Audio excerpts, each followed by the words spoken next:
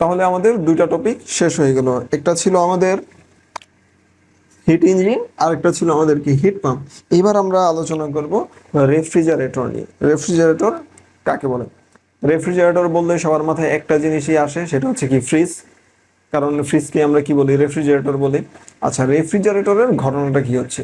রেফ্রিজারেটরে ধরো তুমি কি করছো, 1 কেজি মাংস রাখছো, মাংস রাখার পর কি হয়েছে, এটা ঠান্ডা হয়ে গেছে, ঠিক না? অথবা তুমি বাজার থেকে বা দোকান থেকে একটা কোকা কোলা নিয়ে আসছো, যেটা কি গরম, তখন কি বললা, না আমি গরমটা খাবো না, ঠান্ডা হবে তারপর খাবো। তো এটাকে দ্রুত ঠান্ডা করার জন্য কি করছো তুমি? ফ্রিজের মধ্যে রেখে দিছো। তো মূলত ঘটনাটা কি হচ্ছে, রেফ্রিজারেটর কি করতেছে? কোন রেফ্রিজারেটরের ভিতরে একটা তাপমাত্রা, কি নির্দিষ্ট তাপমাত্রা থাকতেছে, তাই না? যখন তুমি রেফ্রিজারেটর খুলতেছো, রেফ্রিজারেটরের দরজা খুলতেছো, তখন ভিতর থেকে কি ঠান্ডা লাগতেছে না? ঠান্ডা বাতাস আসতেছে না? তো এই রেফ্রিজারেটরের ভিতরের কাজই হচ্ছে যে এর কি হবে, একটা ক্লোজ সিস্টেম থাকে, মানে এর চারদিক বন্ধ থাকবে, এর ভিতর থেকে তাপ বাইরে বেরোতে পারবে না এবং বাইরে থেকে ভিতরে তাপ যাইতে পারবে না একটা নির্দিষ্ট স্থান। এবং ওই স্থানে আমি কিছু জিনিস রাখবো, যেটা কি হবে, এই যে জিনিসের তাপমাত্রা কি হবে, ওই যে রেফ্রিজারেটর বা ফ্রিজটা কি কমায় দিবে, এই তো। তো সুন্দরভাবে যদি আমি সংজ্ঞা দিতে যাই, তাহলে কিভাবে দেব, যে যে যন্ত্রের সাহায্যে কোনো বস্তু হতে কি করা হয়, তাপ অপসারণ করা হয়, তাকে কি বলে আমার রেফ্রিজারেটর। ওই যে রেফ্রিজারেশন সিস্টেম যেটা শিখছিলাম, যে কোনো বস্তু হতে তাপ অপসারণ করা হয় যে প্রক্রিয়া, তাকে রেফ্রিজারেশন বলে। আর এই রেফ্রিজারেশন প্রক্রিয়া সম্পন্ন করার জন্য যে যন্ত্র ব্যবহার করা হয়, তাকেই কি বলে আমার রেফ্রিজারেটর। ঠিক আছে? তো চলো এই রেফ্রিজারেটরটা কিভাবে কাজ করে সেটা একটু দেখে নিই। ধরে নাও এটা হচ্ছে আমার কোনো রেফ্রিজারেটরের ভিতরের অংশ, যে জায়গায় আমি কি করব, মাছ মাংস বা কোকা কোলা রাখবো। ঠিক আছে? তো এর টেম্পারেচার সবসময় রাখতে হবে আমার কত, -2 ডিগ্রি সেলসিয়াস। না, -2 ডিগ্রি সেলসিয়াস দিব না, এবার এবার একটু বাড়াই দিব, কারণ -2 ডিগ্রি দিলে তো বরফ হয়ে যাবে। কোকা কোলা তো আমরা বরফ করে খাবো না, তাই না? তাই জন্য আমরা কি করব, 5 ডিগ্রি সেলসিয়াস দিয়ে দেব। ঠিক আছে? এর পরিবেশ, এইটার টেম্পারেচার ধরো আছে 35 ডিগ্রি সেলসিয়াস। যে গরম পড়ছে এরকমই হওয়ার কথা, ঠিক না? তো আমার এই যে অংশ, এইখানে আমি একটা জিনিস রাখবো এবং এটা কি হবে, ঠান্ডা হবে, ঠিক না? কিন্তু এটা ঠান্ডা করার জন্য কাজ কোথা থেকে করতে হবে? ধরো আমি এখানে একটা মেশিন লাগালাম বা যন্ত্র লাগালাম, যেটাকে আমরা বলতেছি রেফ্রিজারেটর। যেটাকে আমরা কি বলতেছি, রেফ্রিজারেটর। তো এইটা কি হবে, এটা কি করবে, এখানের যে বস্তু আছে, ধরো এখানে কিছু বস্তু আছে, এটাকে কি করবে, ঠান্ডা করবে। কিভাবে ঠান্ডা করবে? এই ঠান্ডা করার প্রক্রিয়াটা হচ্ছে, এই রেফ্রিজারেটর এখান থেকে তাপ অপসারণ করবে। কারণ আমরা আগেই বলছি, যে যন্ত্র কোনো বস্তু হতে তাপ অপসারণ করে, তাকেই কি বলে, রেফ্রিজারেটর। তাহলে ধরো এখানে তাপ ছিল হচ্ছে, এটা আমি লিখি টেম্পারেচার কি, T2। ধরো 5 ডিগ্রি টেম্পারেচার ছিল, ওইখান থেকে কি করছে, তাপ সরায় দিছে। ধরো আমি এইখানের তাপমাত্রা আছে 5 ডিগ্রি সেলসিয়াস, এবং এইখানে কি করলাম, কোকা কোলা রাখলাম, যার টেম্পারেচার হচ্ছে 25 ডিগ্রি সেলসিয়াস। তাহলে এই ক্লোজ সিস্টেমের ভিতরে রাখার ফলে কি করে, এই 5 ডিগ্রি টেম্পারেচার বেড়ে যাবে না? ধরো এই 5 ডিগ্রি টেম্পারেচার বেড়ে এটা টেম্পারেচার হয়ে গেল 20, এটা টেম্পারেচার হয়ে গেল কি 20 ডিগ্রি সেলসিয়াস, তাই না?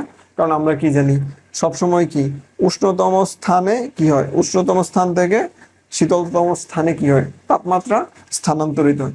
কতক্ষণ পর্যন্ত স্থানান্তরিত হবে? যতক্ষণ পর্যন্ত দুইটা জায়গার তাপমাত্রা কি হবে না, সমান হবে না।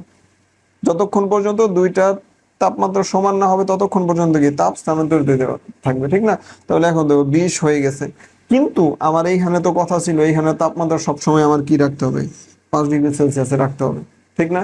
তাহলে এই যে আমার 20 ডিগ্রি সেলসিয়াস তাপমাত্রা হয়ে গেছে দুইটার, এই কোকা কোলা রাখার কারণে, এই তাপটাকে কি আমার সরাইতে হবে। তো সরাইতে হবে কোথায়, এই যে সরাইতে হবে যে তাপমাত্রাটা, সেটাকে বলতেছি আমরা কি, Q2। ঠিক আছে? এখন এটাকে সরাই আমরা কোথায় নেব, সরাই আমরা নেব হচ্ছে এই যে এই জায়গায়। ঠিক আছে? এটাকে বলা হয়েছে সারাউন্ডিংস বা পরিবেশ, সারাউন্ডিংস বা পরিবেশ। আমি একটু সংক্ষেপে লিখলাম, হ্যাঁ বুঝিনি। সারাউন্ডিংস বা পরিবেশ। কারণ ফ্রিজের পিছনে কি থাকে, ফ্রিজের বাইরে কি থাকে, আমার পরিবেশ থাকে। তাহলে সে তাপটা তার জন্য সহজ কি, একটা পরিবেশে ছাড়া অন্য কোনো জায়গায় ছাড়াচ্ছে, তাই না?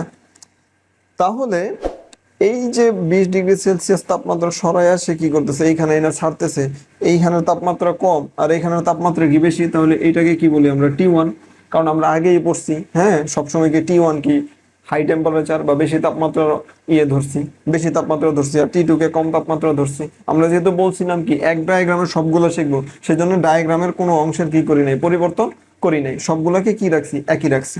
আচ্ছা, এখন এই T2 বা T2 থেকে, মানে T2 এর টেম্পারেচার সবসময় 5 ডিগ্রি সেলসিয়াস রাখার জন্য, আমি একটু নিচের গুলো মুছে দিই, নয়তো আবার পেস লেগে যাবে।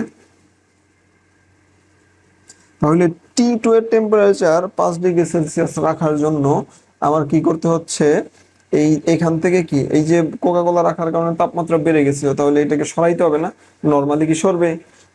তো সরানোর জন্য আমার কি করতে হবে, বাইরে থেকে কি করতে হবে, কিছু পরিমাণ কাজ দিতে হবে। বাইরে থেকে কি করতে হবে, কিছু পরিমাণ কাজ দিতে হবে। কারণ এইখান থেকে তো সে অ্যাবজর্ব করলো, এই 5 ডিগ্রি কি করলো, 5 ডিগ্রি সেলসিয়াস কি কোকা কোলার টেম্পারেচার অ্যাবজর্ব করলো। তাহলে কি এটাকে সহজে সরাইতে পারবো, পারবো না তো আমি, কারণ এটা তো ক্লোজ সিস্টেম, মানে এর ভিতরে তাপমাত্রা ঢুকতেছেও না, বাইরেও বেরোচ্ছে না। তাইলে আমি যে কোকা কোলা রাইখা ফ্রিজের দরজাটা লাগাই দিছি, এই তাপটা বেরোবে কোথা থেকে, স্কুপ আছে, স্কুপ তো নাই। তাহলে আমার কি করতে হবে, কাজ করতে হবে। যে কাজটা করে, সে যে মেশিনটা এই কাজটা করে এই তাপমাত্রা বের করে, তাকে বলা হয় কি, কম্প্রেসর। তাকে বলা হয় কি, কম্প্রেসর।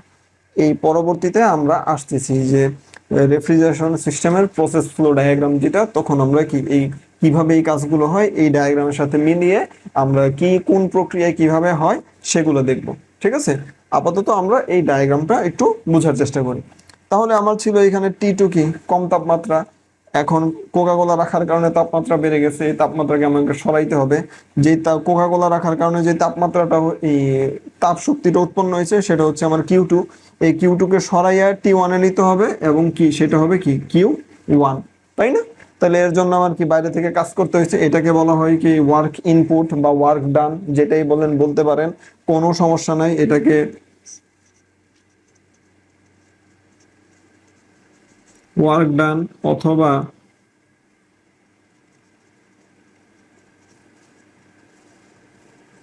ইনপুট, যেটা ইচ্ছা বলতে পারেন, কোনো সমস্যা নাই।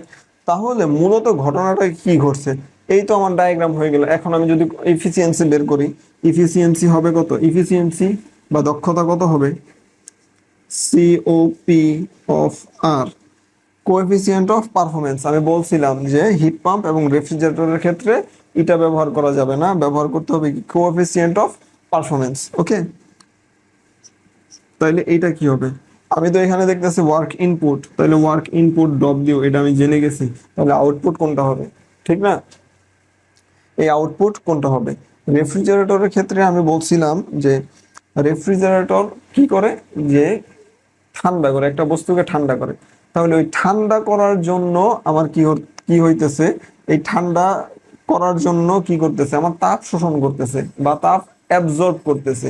এই অ্যাবজর্ব করা তাপটাকে কি করতে হচ্ছে, এখানে সরানোর জন্যই তো মূলত আমার কাজটা করতে হচ্ছে, ঠিক না? তাহলে এই কাজের সাথে সাপেক্ষ কার, Q2 এর। আমি বুঝাইতে পারছি, আশা করি বুঝাইতে পারছি। এই কাজ আমি কেন করতেছি, এই যে এখানে তাপমাত্রা বেড়ে 20 ডিগ্রি সেলসিয়াস হয়ে গিয়েছিল, 20 ডিগ্রি সেলসিয়াস হয়ে গিয়েছিল, এই 20 ডিগ্রি সেলসিয়াসকে সরানোর জন্যই তো আমি কি করতেছি, এই যে ডব্লিউ ওয়ার্ক বা কম্প্রেসর ওয়ার্ক করতেছি, তাই না? তাহলে এই কাজের সাথে সম্পর্ক কার, Q2 এর। সবসময় মনে রাখবো, কাজের সাথে সম্পর্ক কার, Q2 এর।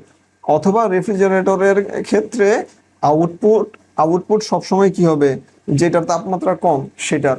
ঠিক আছে, তাহলে এখানে আমি কি লিখতে পারি, Q2, কারণ এই কাজের সাথে সম্পর্ক কার, Q2 এর। কারণ Q2 শক্তি স্থানান্তরের জন্যই আমার কি W পরিমাণ কাজ করতে হচ্ছে। তাহলে আশা করি বাকি সূত্রের প্রমাণটুকু তোমরাই পারবা, যে যারা যারা প্রিভিয়াস ক্লাস দেখো নাই তারা হয়তো বা পারবা না, কিন্তু যারা যারা প্রিভিয়াস ক্লাসটা দেখছো তারা কি করবা, অবশ্যই এটা করতে পারবা। তাহলে এখানে আমি লিখতে পারি Q2 এর পরিবর্তে Q2 by Q1 minus Q2, কারণ W সমান এই যে আমি Q1 মাইনাস Q2 লিখে রাখছি। তারপরে এখানে আরেকটা ফরমেশন হইতে পারে T2 T1 মাইনাস T2। ওকে, এই Q2 এর পরিবর্তে এই Q2 তাপ শক্তি কোথা থেকে আসতেছে, T2 টেম্পারেচার থেকে, আর Q1 তাপ শক্তি আসতেছে T1 টেম্পারেচার থেকে। সেই জন্য আমি কি T2/T1 মাইনাস T2 এটা কি করতে পারি, লিখতে পারি। তাহলে আশা করি তোমরা সকলেই এই এক ডায়াগ্রাম থেকে রেফ্রিজারেটর, তারপর হচ্ছে হিট পাম্প এবং হিট ইঞ্জিনের বিভিন্ন সূত্র এবং কিভাবে কাজ করে এই জিনিসটা বুঝতে পেরেছো। আজকের ক্লাস এখানেই সমাপ্ত করতে যাচ্ছি। পরবর্তীতে নতুন কোনো ক্লাসে তোমাদের সাথে দেখা হবে। ততক্ষণ পর্যন্ত সবাই ভালো থাকো, সুস্থ থাকো এবং অবশ্যই ইনস্টিটিউট অফ ইঞ্জিনিয়ার্স ইউটিউব চ্যানেলের সাথেই থাকো। যদি তোমাদের কাছে এই ভিডিওগুলো ভালো লেগে থাকে তাহলে অবশ্যই আমাদের চ্যানেলটিকে সাবস্ক্রাইব করে দেবে এবং তোমাদের বন্ধুদের মাঝে এই ভিডিওগুলো শেয়ার করে দেবে, যেন তারাও এই ভিডিওগুলো থেকে উপকৃত হতে পারে এবং তাদের ইঞ্জিনিয়ারিং ক্যারিয়ার সমৃদ্ধ করতে পারে। আর যারা ডুয়েট অ্যাডমিশনে যাওয়ার জন্য চিন্তাধারা করতেছো, এখন থেকেই ভালোভাবে ডিপার্টমেন্টগুলো ক্লিয়ার করে যাও, যেন ডুয়েট প্রিপারেশন যখন নিবা তখন শুধুমাত্র নন ডিপার্টমেন্ট প্রিপারেশন নিলেই তোমাদের জন্য সবকিছু সহজ হয়ে যাবে। ধন্যবাদ। আসসালামু আলাইকুম ওয়া রাহমাতুল্লাহ।